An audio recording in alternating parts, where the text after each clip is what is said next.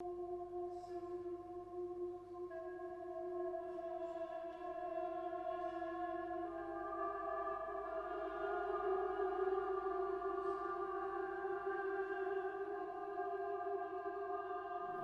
you have an enormous responsibility on this mission. In many ways, perhaps the greatest responsibility of any single mission element. You're the brain and central nervous system of the ship, and your responsibilities include watching over the men in hibernation. Does this ever cause you any lack of confidence? Let me put it this way, Mr. Raymer. The 9000 series is the most reliable computer ever made. No 9000 computer has ever made a mistake or distorted information. Hal is a representation, really. He represents these intelligent robotic machines. And more, we're getting to the stage where we're starting to interact with these types of artificial intelligences. And HAL is the kind of representation of what these things can be. And that's really important for lawyers to understand that in the very near future, we're going to be sharing our world with intelligent things that are not human. Instead of us sort of intellectually making decisions ourselves, we ask them to do it for us. Open the pod bay doors, Hal. I'm sorry, Dave. I'm afraid I can't do that. Choices that were human choices are now becoming machine intelligence or AI choices. And so he's representative of what you would call this autonomous decision-making system, which removes part of this decision-making autonomy from humans. And this is really important for us as lawyers, because as lawyers, we always assume that the only autonomous decision-making actor is a human, and the whole legal system is built around the idea that decisions are made by humans, choices are made by humans, responsibility rests with humans. Once machines have the capability to make autonomous, informed, perhaps approaching human level machine intelligence, then the idea that we are the only smart decision makers in the legal system, that changes.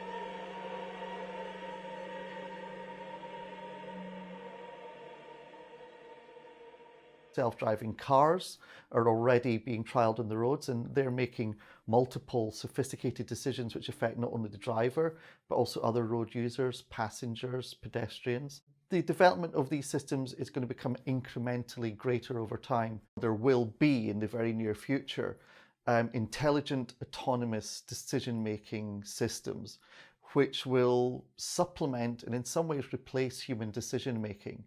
Our legal system relies on the fact that humans make decisions in terms of applying responsibility, applying legal liability should something go wrong, in terms of even simple things like who can make a contract, who has capacity to look after a child.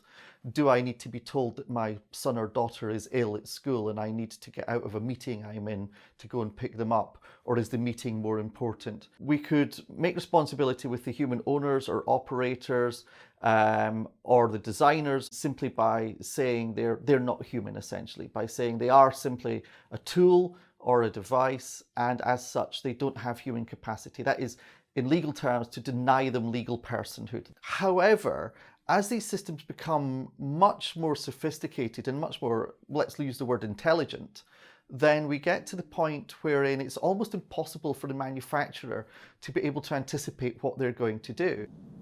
Are you certain there's never been any case of even the most insignificant computer error? None whatsoever, Frank. Quite honestly, I wouldn't worry myself about that. The question becomes, who is the real person with responsibility? Because it's then quite false to say, well, it's just the manufacturer's job because they designed them to do this.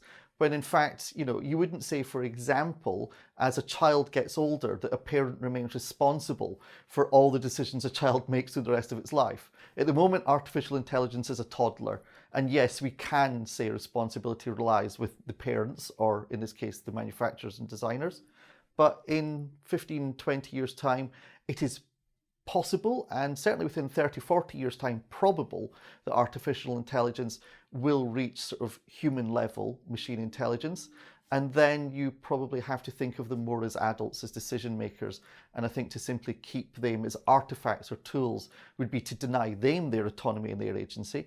And also it would say something about unreasonable responsibility for the human actors as well.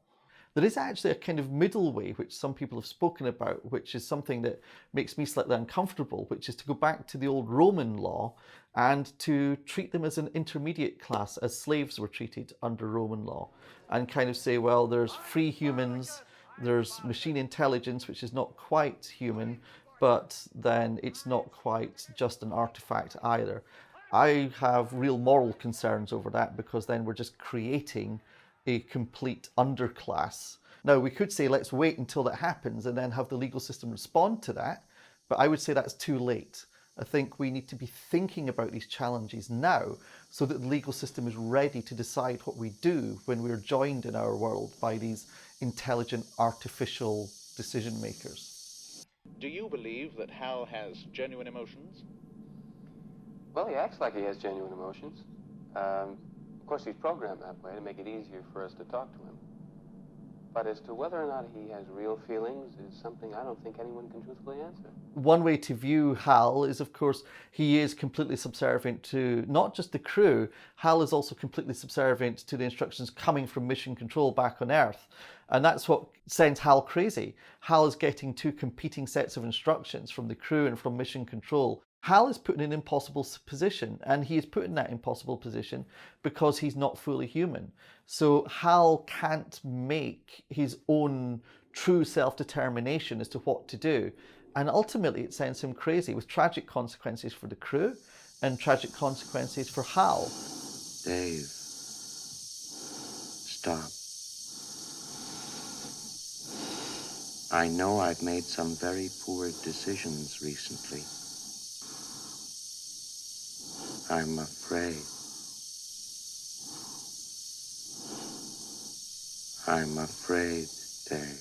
Was he murdered? That's the really good question. If you view that artificial intelligence reaches a level of self-determination where it is self-aware, which Hal appears to be in the novel and in the film, then you get to the point where you have to think of whether or not we have to give them rights, whether we have to say there is a legal personhood in these devices. Many people would say artificial intelligence can never have self-awareness in the way humans have, because they can only, the argument goes, imitate self-awareness through programming. They're never going to have a human soul.